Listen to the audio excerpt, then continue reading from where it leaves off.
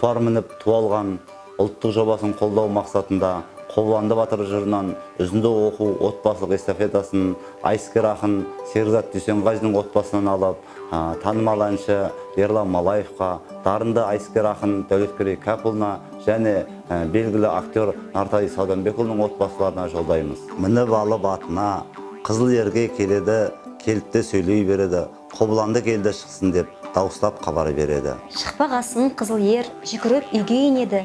Төсекте жатып қызыл ер Қобыландыны көреді. Аяғымен күрес деп бір аяғын береді. Алпыс құлаш аларқан қызыл ердің ілулі босағада тұр еді. Әліп алып аяққа, мініп алып торатқа дүрілдетіп жөнелді. Қызыл ерді сүйреткі қылып беретті. Ішінде шеңгел тікенге көкте бауын сүйретті.